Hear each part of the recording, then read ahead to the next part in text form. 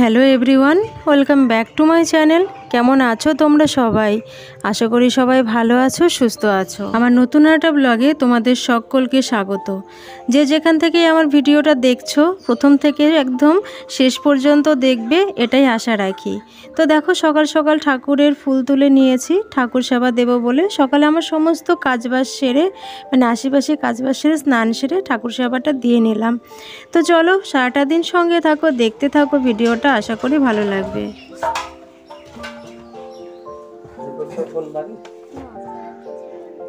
দেখি কতগুলো হয়েছে, এদিকে নিয়ে আয়।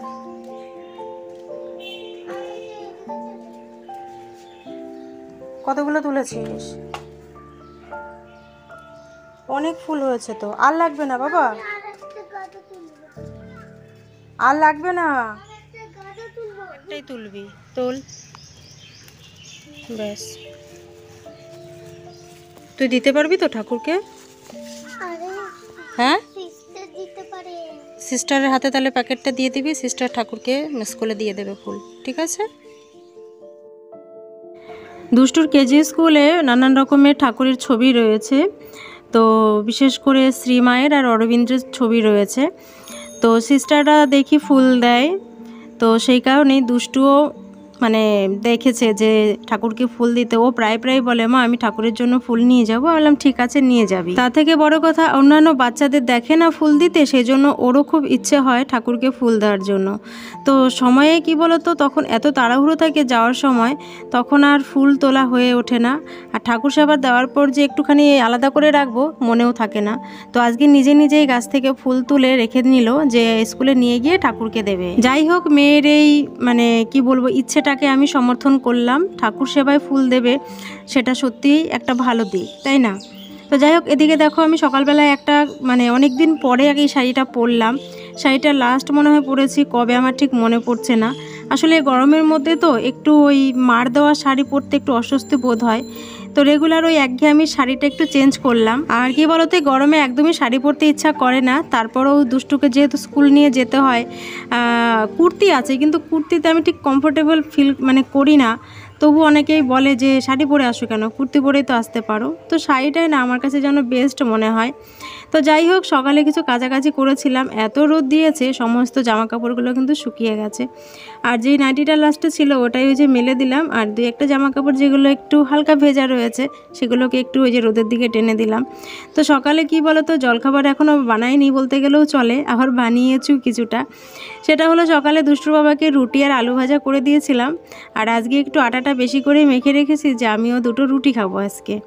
সকালে তো দুষ্টুর জন্য ভাত আলাদা হয়ই, রুটি খাইয়ে ওকে স্কুলে পাঠাই না, ওকে একগাল হলেও ভাত খাইয়ে ওকে পাঠাই। আর এদিকে দেখো, সেই সকালে আটা মেখেছি, আটার মধ্যে পুরো পিঁপড়ে ধরে গেছে। যাই হোক, ওই পিঁপড়ে টিপড়ে ঝেড়ে নিয়ে তারপরেই দুটো রুটি করব। তাও অনেকটা ময়দান আর কি, আটা অনেকটা গোল্লা রয়ে গেছে, তো অতটা লাগবে না আমার। ওই দুটো রুটি করব, আর যেটা থাকবে বাড়তি সেটা ফ্রিজে রেখে দেবো। সকালবেলায় আটা মাখতে গিয়ে কি বলো তো, জল পড়ে গেছিলো অনেকটা। আর কি হয় সকালবেলায় জানো তো, সকালবেলা যেহেতু ঘুম থেকে উঠে সোজা রান্নাঘরে ঢুকি, ঘুমের একটা মানে থাকে চোখে, তো সেই কারণেই আটা মাখতে গিয়ে হয়তো কখনো শক্ত হয়ে যায়, নাহলে এমন হয় যে অনেকটা ঘপাত করে জল পড়ে যায়, আর তখন এই আটাটা আরও দিয়ে সেটাকে মেখে আর কি ঠিক করতে হয়। তো যাই হোক, প্রথম রুটিটা তো একদমই ফোলে না আমার হাতে, পরের রুটিগুলো বেশ বালিশের মতো ফোলে। আর ওরকম না ফুললে না বেশ ভালো লাগে না, রুটি বালিশের মতো ফুলবে, আর সেই রুটি খেয়েই তো মজা, তাই না? তো দেখো, দুটো রুটি করে খেয়েও নিয়েছি। আর এদিকে দুষ্টুর বাবাকে সকালে একটু বেলপানা করে দিয়েছি, আমাদের গাছেরই বেল। তো বেলের এই চারার অংশটা আমি খেতে ভীষণ ভালোবাসি, তো সেই কারণে ওইটুকারও মানে পানা করি না। দানার মানে দানা মুখে পড়বে সেই বেলটা আমার একদমই ভালো লাগে না। দেখো কাকটা কি জ্বালাচ্ছে, যখন এই ভয়েস ওভার দিই হয় কাকের আওয়াজ, না হলে গাড়ির আওয়াজ অনবরত চলতেই থাকে। আর এই কারণেই মনে হয় যে এক এক সময় ভিডিও করব না, এটাই আমার লাস্ট ভিডিও। তো কি আর করব বলো, কিছু করার নেই। ইউটিউবে যখন পা দিয়েছি শেষ অবধি তো দেখেই ছাড়বো, তাই না? সেই হারি আর জিতি সেটা হচ্ছে পরের কথা। দুপুরে রান্নায় এলাম, জানো তো দুপুরে রান্নায় কি করব, মাছ তো রান্না করছি না, না একটু ভুল বললাম, মাছ রান্না করব, কিন্তু সেটা কি মাছ সেটা পরে বলছি। এদিকে দেখো, সবজির মধ্যে নিয়েছি হচ্ছে সবজিওয়ালার কাছ থেকে কুমড়ো, আলু আর হচ্ছে পুঁই শাক। পুঁই শাক দিয়ে একটা ঘ্যাট করব। আর জানো পুঁই শাকের ঘ্যাট করবো আমার পটল রাখতেই মনে নেই, কারণ একটু পাঁচমিশালি সবজি না হলে না ঠিক ঘ্যাটগুলো খেতে ভালো লাগে না। কিন্তু সবজিওয়ালা তো চলে গেছে অনেক আগে, এখন আর সবজি কোথায় পাই বলো, যা রেখেছি তাই দিয়েই রান্না করব। দুষ্টুকে যখন স্কুল দিয়ে আসি আমি আবার দুষ্টু বাবাকে ফোন করলাম যে তাহলে একটু মাংস নিই, মাংস রান্না করি। বলে না আমি এই গরমের মধ্যে মাংস খাবো না, অন্য কিছু পারো যদি সেগুলো রান্না করো। অন্য কিছু বলতে তো ওই এক ডাল ছাড়া তো ওর আর অন্য কিছুতে ওর মন বসেই না। তুমি সাইডে মানে 4-5 রকমের পদ সাজিয়ে দেবে, কিন্তু ও বেছে নেবে ডালটাই। তাহলে ফালতু কেন আমি পয়সা খরচ করে গ্যাস পুড়িয়ে মশলা দিয়ে রান্না করে সেই জন্য যদি খেতে না হয়, মানে খেতে না চাই আর কি, তাহলে কে খাটনি করতে চায় বলো।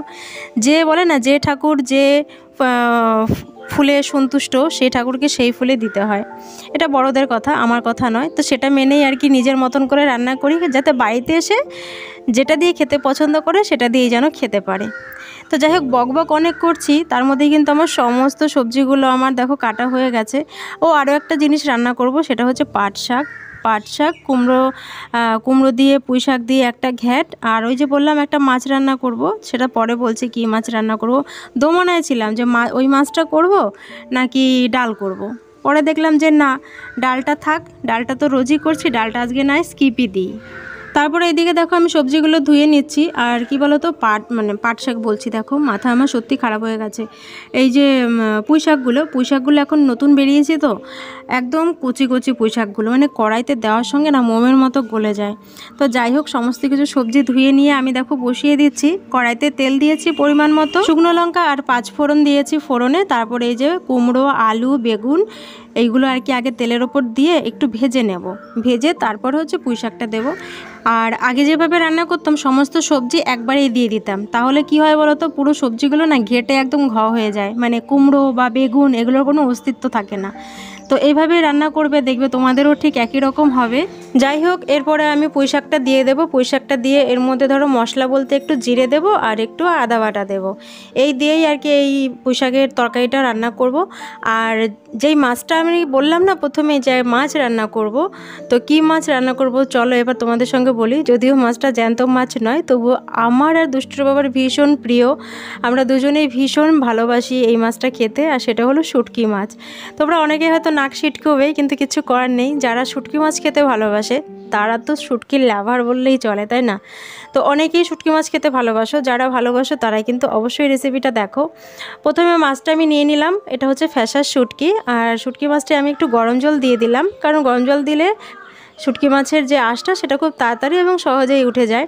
শুটকি মাছটাকে আমি গরম জলে দিয়ে ধুয়ে ছোটো ছোটো টুকরো করে নিয়েছিলাম। তারপর কড়াইতে তেল দিয়ে এর মধ্যে আমি দেখো একটু রসুনের কুচি, পেঁয়াজ কুচি দিয়ে দিলাম। তোমরা চাইলে রসুন পেঁয়াজের একটুখানি পেস্টও করে নিতে পারো। তো যাই হোক আমি একদম ঝিরি করে পেঁয়াজ রসুনগুলো কেটে নিয়েছিলাম। এর মধ্যে আমি দিয়ে দিলাম ওই টুকরো করে রাখা শুটকি মাছগুলোকে, দিয়ে তার ওপর আবার ওই যে পেঁয়াজ কুচি দিয়ে দিলাম। দিয়ে এর মধ্যে আমি যেগুলো দেবো সেগুলো ভালো করে দেখো, সেটা হচ্ছে শুটকি মাছ রান্না করতে মেন যেটা সেটাতে হলো শুটকি মাছই। পেঁয়াজ রসুন ছাড়াই কিন্তু শুটকি মাছ রান্না একদমই ভালো হয় না, টেস্টি হয় না। আর যেহেতু এখানে আমি আলাদা কোনো সবজি দিচ্ছি না, তাই পেঁয়াজের পরিমাণটা একটু বেশি দিয়েছি। এরপরে দেখানো আমি নুন, হলুদ আর হচ্ছে লঙ্কার গুঁড়ো। আর শুটকি মাছটা বিশেষ করে একটু ঝাল খেতে ভালো লাগে, সেই কারণে লঙ্কার গুঁড়োর পরিমাণটা আমি একটু বেশি দিয়েছি। ব্যাস সমস্ত কিছু দিয়ে এবার আমি ভালো করে নেড়ে চেড়ে নেব। আর কি বলো তো, এখানে আমি কোনো জল ইউজ করব না, কারণ এটা আমি অল্প আঁচে এবং ঢাকা দিয়ে আর কি রান্না করব। তো দেখো ভালো করে মশলাগুলো আমি মেখে নিয়েছি, নেড়ে চেড়ে নিয়ে তারপরে যে ঢাকা দিয়ে দিলাম। আর ঠিক 5 মিনিট পরে আমি আবার এই যে ঢাকনাটা খুললাম, দেখো পেঁয়াজগুলো কিন্তু বেশ নরম হয়ে এসছে। যদিও পেঁয়াজগুলো আমি ঝিরি করে কেটেছিলাম, নরম এমনিতেও হয়ে যেত। তো বেশ গ্রেভি হয়েছে। আর পেঁয়াজগুলো যদি একটু শক্ত থাকে, একটু খুন্তি দিয়ে সেগুলোকে একটু ঘেটে দিলেই পেঁয়াজগুলো কিন্তু একদম মিহি হয়ে যাবে। তো দেখো আমি সেইভাবে খুন্তি দিয়ে একটু ঘেটে দিচ্ছি। আর দেখো একদমই কিন্তু শুকিয়ে এসছে। তো আমি এবার নামিয়ে নেব। যারা খেতে ভালোবাসো শুটকি মাছ এইভাবে অবশ্যই ট্রাই করবে। তো দেখো মানে এইভাবে রান্না করলে কিন্তু এক থালা ভাত কিন্তু হামেশাই শুটকি মাছ দিয়ে খাওয়া হয়ে যাবে। শুটকি মাছ রান্না করার পর আরও একটা রেসিপি বানালাম, সেটা হলো পাট শাক। একটু পেঁয়াজ দিয়ে পাট শাকটা ভাজা ভাজা করেছি। মোটামুটি আমার আজকের মতন রান্নাবাড়ি শেষ। ভিডিওটা কেমন লাগলো কমেন্ট করে অবশ্যই জানিও। জানি আজকের ভিডিওটা তোমাদের খুব একটা ভালো লাগেনি, তবুও বলবো যারা প্রথম থেকে শেষ পর্যন্ত ধৈর্য ধরে আমার ভিডিওটা দেখলে তাদের জন্য রইল অসংখ্য অসংখ্য ভালোবাসা। এইভাবে সাপোর্ট করো, পাশে থেকো। আর অবশ্যই যারা আমার ভিডিওটা প্রথম দেখছো, আমার চ্যানেলটা সাবস্ক্রাইব করা নেই, ঝটাপট চ্যানেলটিকে সাবস্ক্রাইব করে পাশের বেল আইকনটি কিন্তু প্রেস করতে ভুলে যেও না। তো চলো আজকে এ পর্যন্তই, আবারও তোমাদের সঙ্গে দেখা হচ্ছে পরের কোনো নতুন ব্লগে।